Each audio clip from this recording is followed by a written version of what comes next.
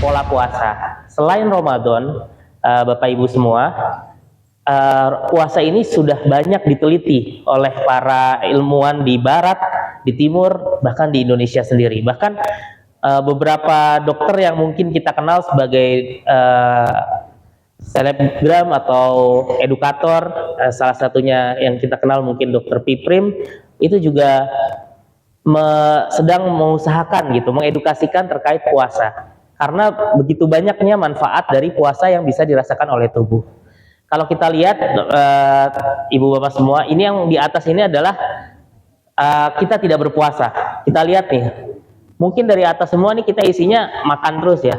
Jam 6 ini kan bangun gitu ya, terus nanti jam 9 kita sarapan. Yang ini nih, yang merah-merah ditunjuk ini adalah makan ya. Jadi sarapan, makan siang, makan malam. Nah, kalau orang yang mau diet nih, orang yang mau diet dari pagi sampai sore dia makan, habis itu dia puasa tuh nggak makan. Ada yang bilang gue makannya jam 6 lah terakhir gitu, malam nggak mau makan. Nah ini kayak gini polanya. Ada juga yang sekarang kita kenal adalah intermittent fasting.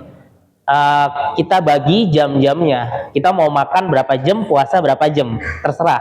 Ada yang 16 jam kita puasa, sisanya kita makan gitu, atau 14 jam kita puasa, sisanya kita makan.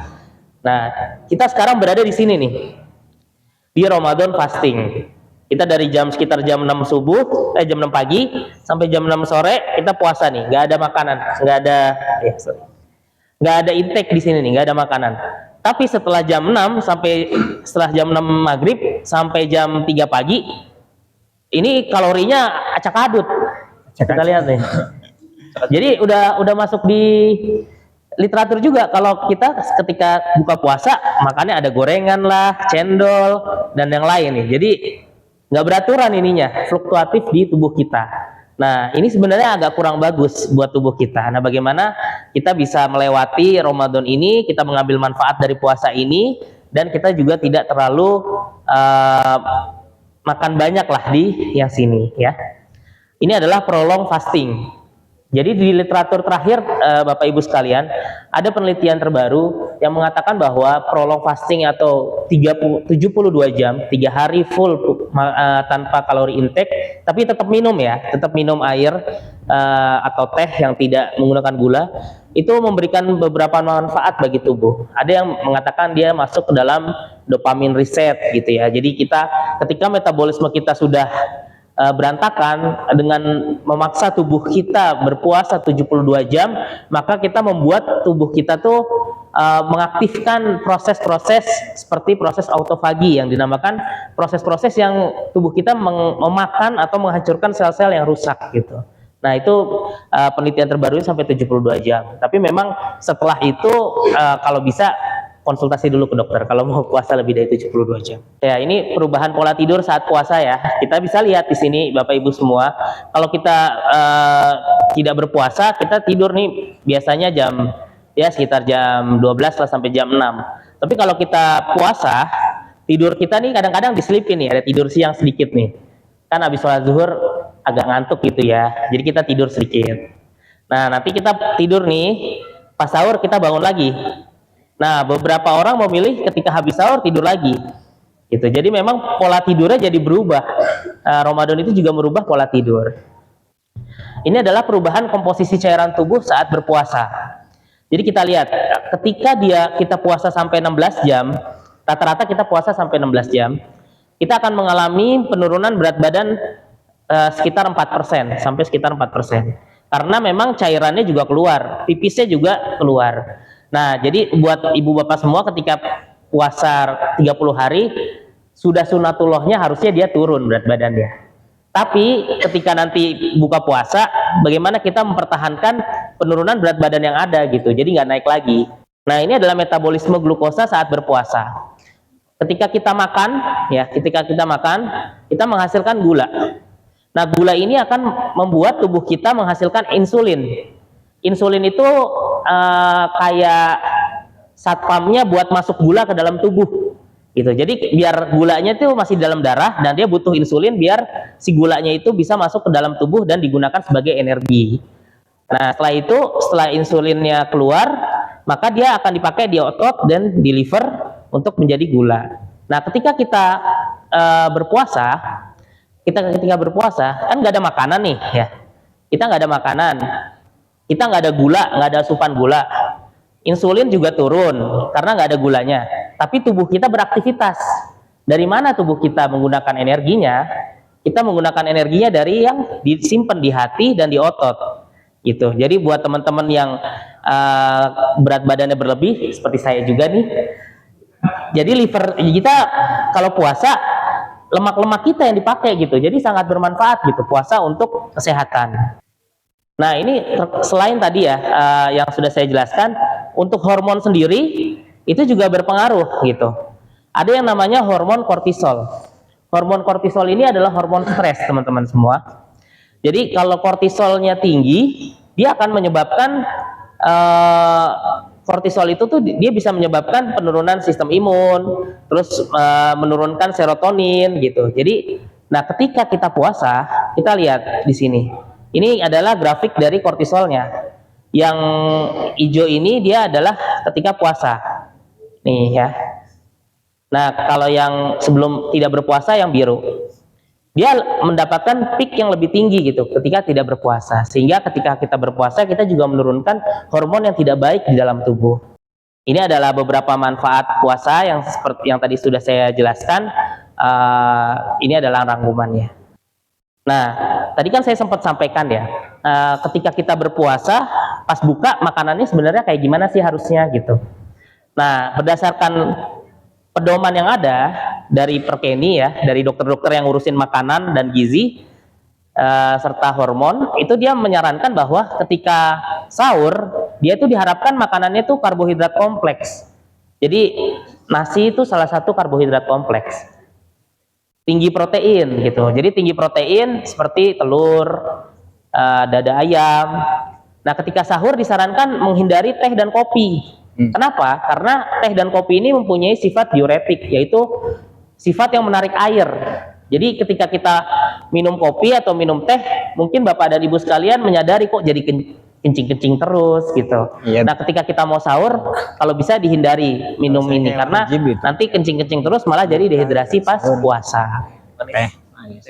Susu juga dibolehkan sebagai tambahan nutrisi dan untuk peningkatan kalsium. Nah, ketika berbuka kurma itu disarankan. Nah, namun kurma itu juga bisa meningkatkan indeks glikemik atau peningkatan insulin ketika di awal. Oleh karena itu, kurma itu dibatasi. Sunnahnya Rasulullah juga makan kurmanya ganjil, terutama 3 gitu. Nggak stopless juga gitu kan di depan kita kurmanya. Nah, jadi kurma kita makan tapi dibatasi. Selanjutnya berbuka juga dengan harus karbohidrat kompleks. Gorengan karbohidrat kompleks bukan? Pisang goreng, pisangnya karbohidrat kompleks. Tapi gorengan si tepung-tepungnya bukan. Nah, jadi lebih baik sebenarnya kita makan nasi sebenarnya. Makan nasi dengan lauk pauk yang cukup untuk memenuhi kebutuhan nutrisi kita. Nah, protein dan minum banyak ini disarankan ketika berbuka. Next ya Bapak Ibu semua, untuk ketika kita berpuasa atau menjalankan Ramadan ini sering kita tuh kekurangan minum gitu. Kita buka pakai minuman gula manis, terus malam-malam kita minum kopi, minum air putihnya kita kurang. Sedangkan kebutuhan cairan kita bisa sampai 30 sampai 50 cc per kilogram berat badan. Kalau berat badannya 50, berarti dia sehari sudah butuh sekitar berapa? Minimal 1.500 sehari gitu. Jadi walaupun berpuasa, kita usahakan 1.500 itu tercukupi ketika dari buka puasa sampai sahur. Nah, ini adalah tips-tipsnya ya. Jadi bisa 1 gelas setelah bangun, 1 gelas habis sahur. Nah, pas buka 1 gelas habis azan maghrib, 1 gelas habis sholat maghrib, 1 gelas sebelum makan, 1 gelas setelah sholat isya, 1 gelas setelah sholat taraweh, dan 1 gelas sebelum tidur. Dengan 8 gelas per hari, 8 gelas ini 1 gelasnya 250 ml ya hitungannya. Mudah-mudahan tercapai targetnya. Next. Ini next saja. Nah, ini adalah beberapa kondisi-kondisi yang perlu kita pahami ketika berpuasa. Ada yang namanya kondisi hipoglikemi. Jadi ketika teman-teman nih nggak sahur ya, nggak sahur, terus muncul nih gejala-gejala ini nih ketika siang hari, tangan gemeter, keringat dingin, berdebar-debar, lapar yang sangat, sampai pasiennya bukan pasien, kitanya tuh ada yang pingsan mungkin, atau kok kayaknya jadi lambat mikirnya. Nah, ini adalah gejala-gejala hipoglikemi. Pada orang normal seharusnya dia tidak terjadi kondisi ini.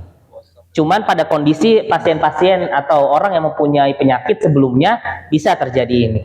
Kenapa orang normal harusnya tidak terjadi kondisi ini? Karena seharusnya dia bisa menggunakan gula yang ada dalam tubuh, yang ada dalam hati atau dalam otot. Ataupun ketika gulanya sudah habis, harusnya dia mencari sumber energi lain, yaitu lemak. Next. Ini adalah saran untuk kalau kita ada penyakit lambung ya, penyakit GERD.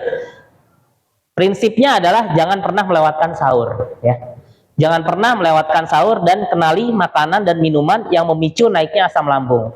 Setiap orang nih bisa berbeda-beda. Ada yang mungkin makan sambelnya sedikit masih aman. Ada yang baru makan sambal kacang aja langsung kambuh asam lambungnya. Jadi dikenali, kita sendiri yang tahu. Gitu. Nah, terus biasakan makan secukupnya saat sahur dan berbuka. Jangan terlalu banyak ya, karena kalau terlalu banyak dalam satu waktu lambungnya itu kerjanya lebih keras gitu. Ketika lambung bekerja lebih keras, maka asam lambung yang diproduksi juga lebih banyak. Yang selanjutnya adalah hindari langsung berbaring setelah makan. Nah, pada pasien-pasien atau orang-orang yang memiliki sakit lambung atau GERD, tidak disarankan sehabis sahur itu tidur. Karena disarankannya itu dia berbaringnya 3 jam setelah waktu makan, baru boleh dia berbaring. Nah, makanya pada kondisi ini kalau bisa ya sehabis sahur langsung sholat subuh, mungkin tidak langsung tidur gitu. Next. Nah, ketika kita puasa, kita juga akan dihadapi dengan kondisi sembelit. Kalau kita lihat kok kita nggak BAB ya gitu. Terus kita berpikir, nggak apa-apa lah nggak BAB, karena kan kita makannya sedikit juga gitu. Ya ada benernya, karena bisa jadi kita karena kurang serat, kita sering nih misalkan sering buka bersama gitu ya, tapi kita juga kurang makan buah ketika buka bersama, kurang minum air putih, terus sering minum teh ya, ini minum teh secara berlebihan, dan makan terlalu banyak saat berbuka. Next. Nah, ada titipan tadi dari panitia terkait ibu hamil. Ibu hamil boleh berpuasa atau tidak? Nanti secara agama akan dibahas oleh Ustadz, tapi kalau dari kedokteran, ibu hamil pada dasarnya boleh berpuasa dengan catatan. Catatan yang pertama adalah pastikan janin dalam kandungan sehat. Jadi kalau janinnya berat badannya misalkan masih kurang atau lingkar kepalanya belum besar, disarankan untuk tidak berpuasa.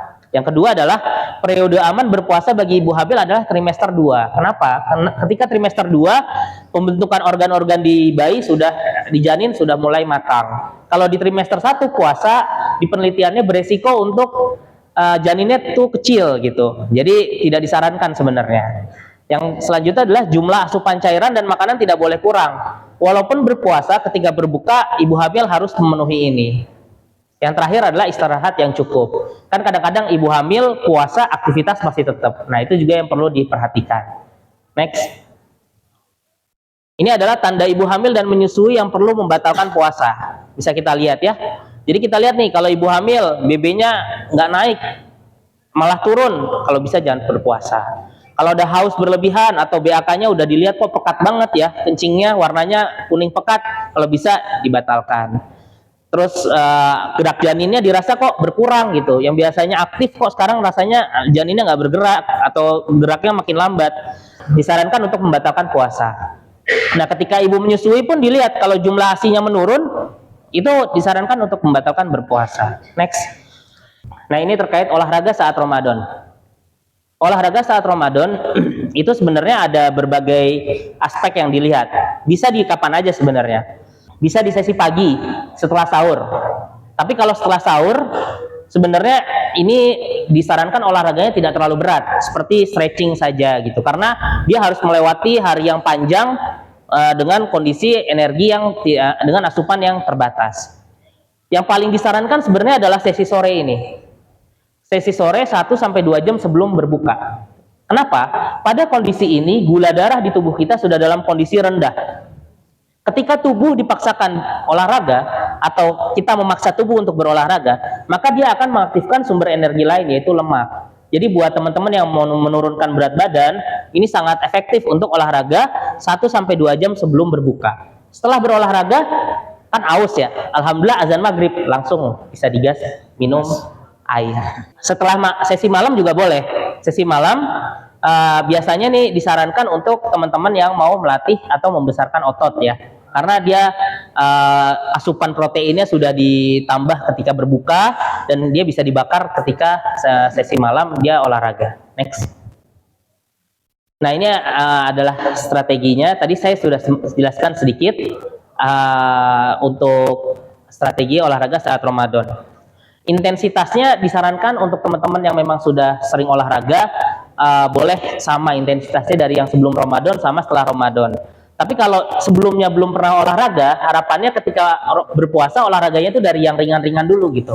Jangan langsung digas berat gitu karena target nurunin berat badan gitu. Jadi jangan, tetap lari, intensitasnya ditingkatkan perlahan. Misalkan minggu pertama lari 20 menit gitu. Nah, minggu kedua puasa baru larinya ditambah, misalkan jadi 40 menit. Nah, nanti minggu ketiga puasa bisa tuh dinaikkan lagi gitu. Jadi nggak langsung digas dengan intensitas yang tinggi gitu. Next.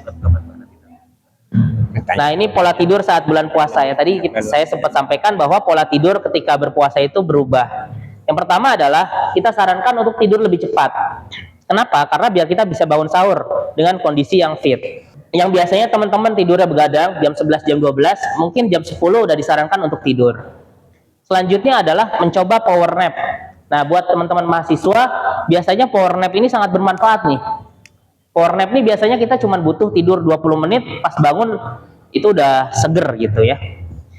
Nah, selanjutnya adalah ini perhatikan lingkungan tidur dan perhatikan pola makan. Lingkungan tidur ini kenapa perlu diperhatikan? Untuk menunjang dari kualitas dari tidur kita. Nah, kalau pola makan seperti yang tadi saya sampaikan, kalau ada sakit lambung, pola makannya ya 3 jam setelah makan belum boleh tidur gitu. Jadi kita lihat makan terakhirnya kapan. Next. Nah, selanjutnya ini mungkin slide terakhir. Kita tuh sebenarnya kan dikasih Ramadan ini buat evaluasi, muhasabah diri, muhasabah fisik kita, muhasabah metabolisme kita gitu ya.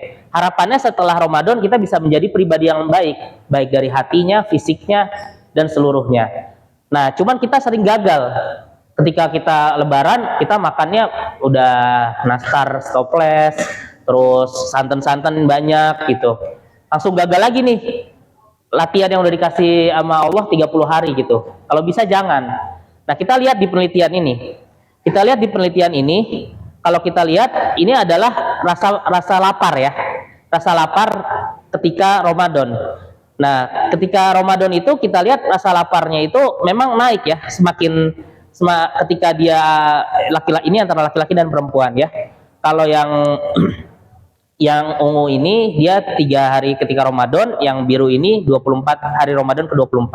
Pada yang laki-laki sebenarnya tidak terlalu berbeda antara hari pertama puasa dengan hari ketiga puasa. Namun kita lihat nih di yang perempuan itu ketika dia hari ke-24 puasa, rasa laparnya itu udah lebih terkontrol gitu. Yang mungkin hari pertama ketika jam 16 tuh lapar banget. Tapi pas puasa hari ke-24 oh nggak lapar-lapar banget ya gitu, jam 4 biasa aja gitu, karena tubuh kita udah mulai beradaptasi. Nah, kita lihat data yang ada ketika setelah Ramadan, ternyata malah rasa lapar kita terkontrol lebih baik. Nah, menjadi pertanyaan, kenapa setelah Ramadan kok kita berat badannya jadi balik gitu, makannya jadi banyak? Jangan-jangan makan yang kita makan setelah Ramadan ini adalah memuaskan hawa nafsu kita yang kita rem di bulan Ramadan. Jadi bukan karena lapar kita makan, karena pengen kita makan. Mungkin itu saja dari saya. Mohon maaf apabila ada kesalahan. Yang benarnya datang dari Allah Subhanahu wa taala, yang salahnya datang dari saya. Wabillahi taufiq wal hidayah. Assalamualaikum warahmatullahi wabarakatuh.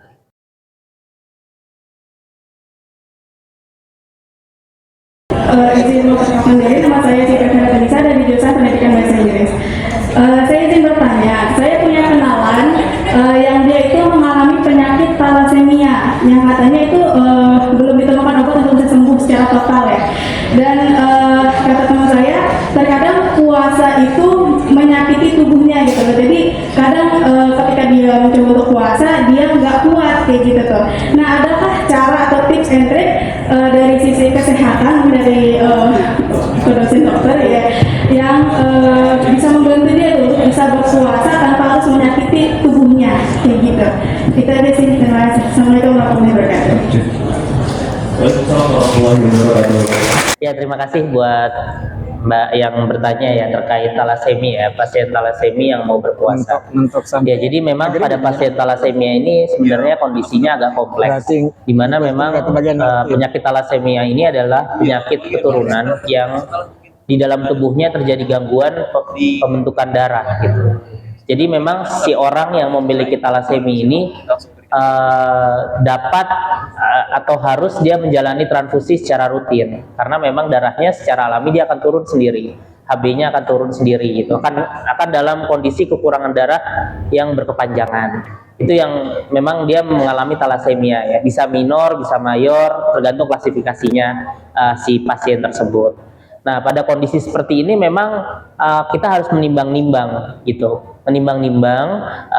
apakah kondisi restriksi kalori atau pembatasan makanan yang berupa puasa itu dapat memperburuk atau bermanfaat bagi beliau gitu. Nah, memang kita perlu lihat dulu sebenarnya talasemia pada pasien ini pertama terkontrol atau tidak, dalam artian dia transfusinya secara rutin terpenuhi atau tidak. Karena ketika dia mengalami keterlambatan transfusi, kalau memang dia harus yang transfusi rutin, dia akan mengalami kesakitan di dalam tubuhnya gitu, yang obatnya hanyalah transfusi gitu.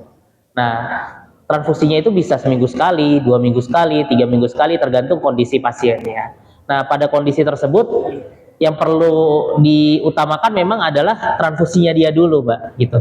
Yang kita ketahui di mana mungkin dalam hukumnya mungkin nanti bisa ditambahkan oleh Pak Ustadz, transfusi itu bisa membatalkan atau tidak gitu. Itu yang perlu digarisbawahi.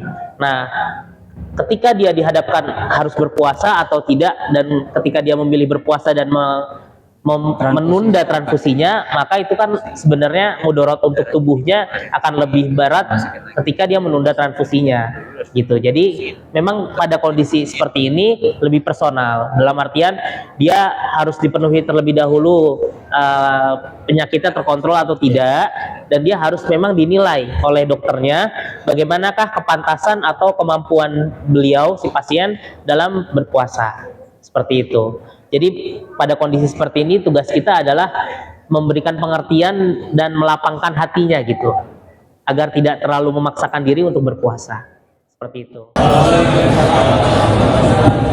Sebelumnya perkenalkan diri, nama saya Hamdan Satria, mahasiswa program studi gizi Fakultas Kedokteran Indonesia.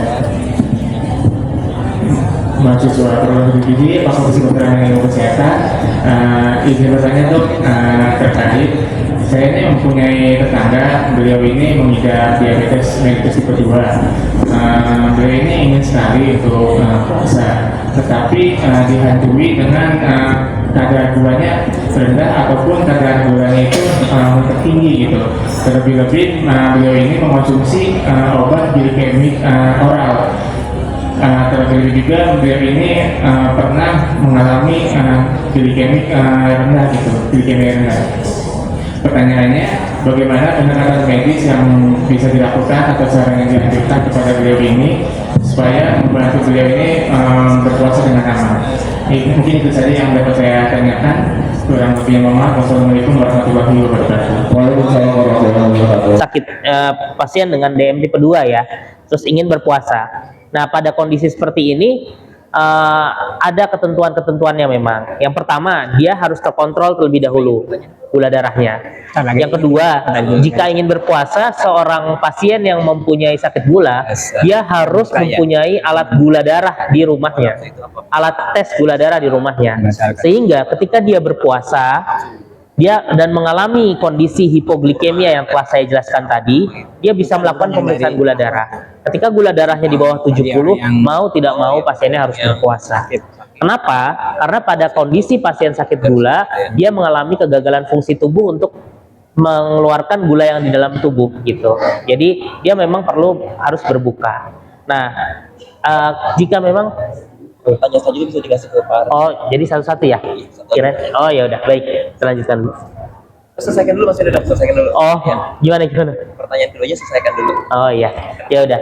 Jadi yang terkait sakit diabetes, nah ini kita perlu lihat apakah pada pasien ini hanya menggunakan satu obat gitu, satu obat. Nah kalau hanya menggunakan satu obat, kita bisa merubah gitu, minum obatnya setelah pasiennya berbuka. Ketika dia sahur, dia tidak minum obat dulu gitu, hanya berpuasa. Nah ketika berbuka dia minum obat gitu. Namun memang kita perlu lihat berapa banyak obat yang dia minum, atau jangan-jangan dia menggunakan insulin gitu. Itu pun masih bisa berpuasa, tapi ada aturannya. Makanya ketika pasien sakit gula dan ingin berpuasa, saya sarankan memang menyampaikan maksud berpuasanya ke dokternya agar diatur dosisnya gitu. Dan syaratnya adalah dia harus memiliki alat tes gula darah di rumahnya gitu. Warahmatullahi wabarakatuh.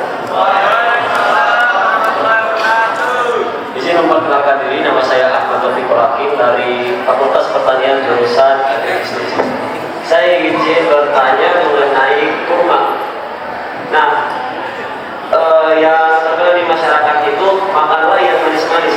Akan tetapi secara sunnah Rasulullah kan yang dianjurkan itu berbukalah dengan kurma, bila tidak ada dengan air putih.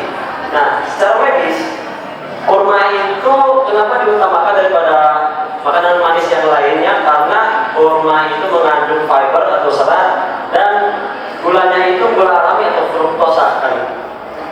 Nah, pertanyaannya, apa perbedaan efek kepada tubuh terutama insulin manis dari kurma dan manis dari makanan lain? Dijawab singkat saja ya. Yang terkait kurma tadi memang dia sebenarnya fruktosa ini kan gula yang ada dari semua buah ya sebenarnya ya. Tidak hanya dari kurma gitu. Beberapa, cuman kandungannya berbeda-beda gitu. Nah memang dari literatur yang ada kurma itu, tapi memang di literatur ini tidak dijelaskan ya jenis kurma ajwa kah atau kurma yang jenis-jenis lain. Dia hanya menggunakan definisi dates aja sebagai asupan. Memang dia memiliki indeks glikemik yang tidak setinggi dari buah-buahan lainnya atau makanan-makanan manis lainnya yang sifatnya adalah ultra processed food gitu. Dari dia lonjakan insulin yang dikeluarkan ketika kita makan kurma itu tidak setinggi kalau kita makan gorengan gitu. Jadi harapannya dengan kondisi tersebut, bentuk inflamasi yang muncul atau terkait dari metabolisme yang terganggu itu bisa diminimalisir. Itu sih yang terkait kurma. Kenapa salah satunya adalah kurma. Nah kalau kenapa disarankan menggunakan makanan yang manis-manis? Intinya sebenarnya adalah untuk mendapatkan energi dalam jumlah yang cukup dengan waktu yang singkat. Kalau nggak ada kurma, nggak ada ini, permen juga boleh sebenarnya. Ada dasarnya seperti itu. Ya.